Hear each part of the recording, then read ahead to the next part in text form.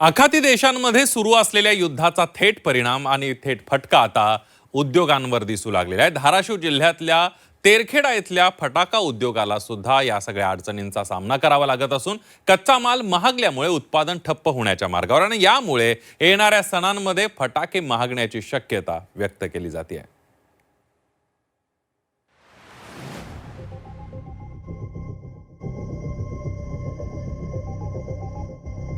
धाराशिव जिल्ह्यातील तेरखेडा हे फटाका निर्मितीसाठी ओळखले जाणारे गाव, मात्र आता आखाती युद्धाचा फटका या उद्योगाला बसलाय।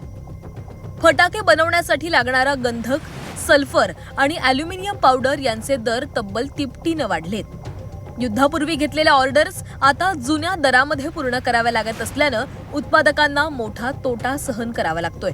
कच्चा माल फक्त काही दिवसांसाठीच शिल्लक असल्यामुळे उद्योग बंद पडण्याच्या मार्गावर आहे।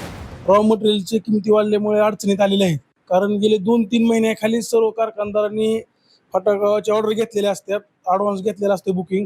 परंतु आता अचानक या युद्धामुळे सर्व कच्च्या मालाचे रेट डबल झाल्यामुळे फटाका कारखानदाराला ज्या समजा ऑर्डर घेतले ती माल देण्यासाठी नुकसान होत आहे, माल ऑर्डर कंप्लीट करण्यासाठी। फटाका निर्मितीचा खर्च दुप्पट झाल्यामुळे फटाक्यांच्या किमतीमध्ये देखील मोठी वाढ झाली आहे। यामुळे बाजारात मागणी घटली असून विक्रीवरही परिणाम झालाय। ग्राहक महागडे फटाके विकत घेणार की पाठ फिरवणार यावर व्यापाऱ्यांचं आर्थिक गणित अवलंबून आहे। युद्धामुळे बऱ्यापैकी जे केमिकलचे रेट होते ते भरपूर वाढलेले आहेत। 2-2, 4-4 हजाराचं सोऱ्याचं गंधकचं पोतं आज जवळपास 5,000-7,000ला झालेले।